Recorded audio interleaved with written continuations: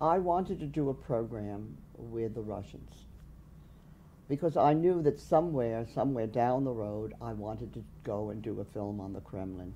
And I had discussed this with Irving Gitlin, and he said, I will back you 100%, but we have to lead up to it.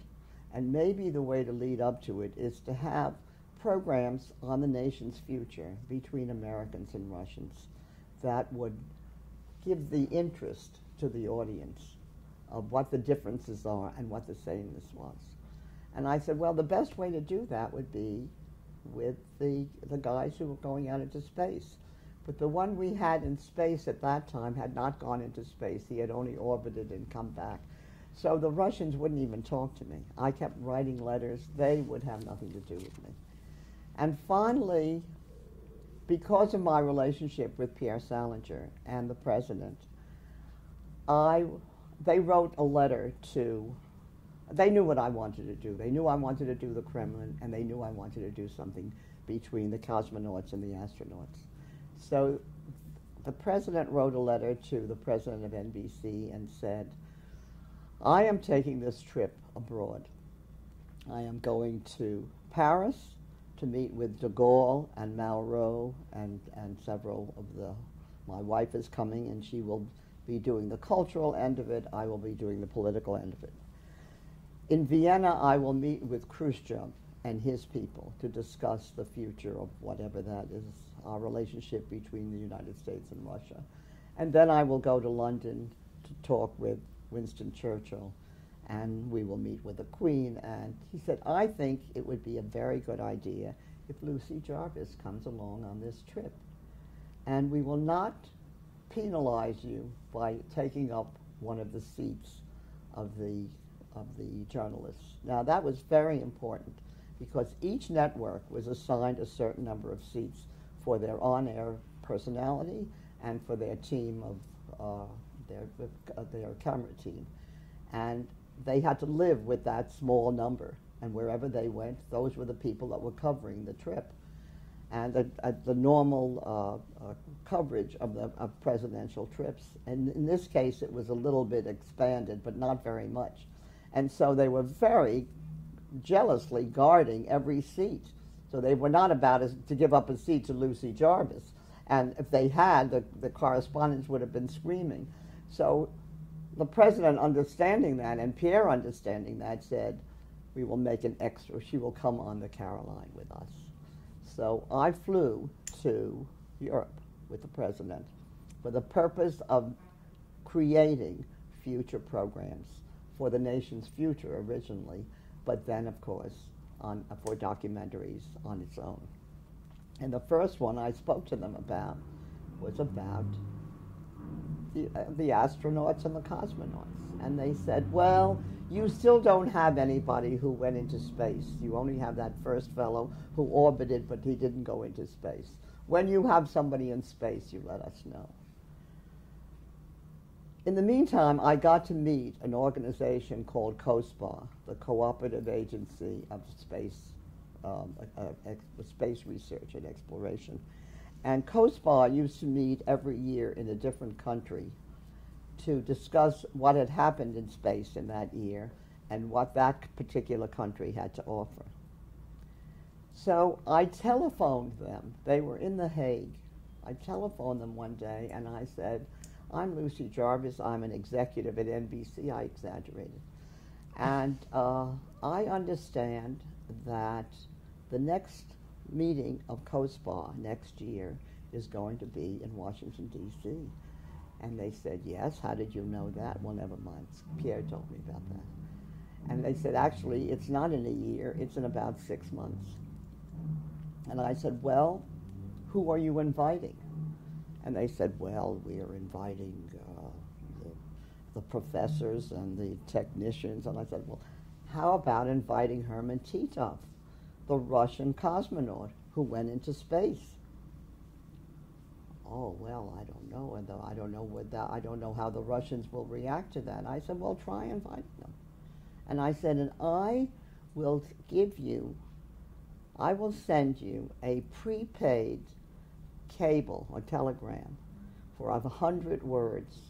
and you send me a copy of the cable that you are sending to the Russians inviting Herman Titov to come and speak and present what happened to him at the COSPAR meeting in Washington. I said, and at the same time, we have had somebody who's since gone up into space, John Glenn, and you have to invite him. So will you send me also a copy of the invitation you sent to John Glenn? I have no idea whether COSPAR had ever intended to invite these two people, but I gave them a rod up their back, and they thought, well, if NBC is interested in covering this, that's an exciting thing for them to do. That really will give them a reason for being COSPAR. So a week later, I get these two telegrams. I immediately go down to Washington and I say to Pierre, if I can get Herman Titov and John Glenn in the same room, at the same place, in the same country, at the same time, can I have an exclusive? He said, I know you're up to something. I said, never mind what I'm up to. He said, that'll never happen. It will never happen. I said, but if it does. He said, if it does, I'll get you a letter from the president. I said, get me the letter now. So I got a letter from JFK saying, if and when it ever comes about that Herman Titov and John Glenn are in the same country at the same time, we will give you exclusive of John Glenn's activity and time to do a program with Herman, to exchange ideas with Herman Titov on television. With that in hand, I go to Dean Rusk's office, to the man who was then his secretary, his press secretary, and I said, listen, if John Glenn is invited and given the whole spiel, I would like John Glenn to appear on television to discuss with Herman. Oh, sure. He said, that'll never happen. I get a letter from him. Now I go to the ambassador from Moscow, from Russia. I tell him my whole story. He said, that's never going to happen. He said, besides which, how do you know that Herman Titov will come to the United States for the COSPAR meeting? I said, I have an idea that he may be invited. So if I can get a letter from you, from Moscow, that if and when Herman Titov is invited to come to COSPAR meeting in Washington, and he comes, that I will have an exclusive interview with him and John Glenn. Anyway, I put the package together. He contacted Moscow, and Moscow said, how did you know that Herman Titov was invited? How did she know that Herman Titov was invited to come to COSPAR in the United States? Anyway, he said, I don't know, but probably from President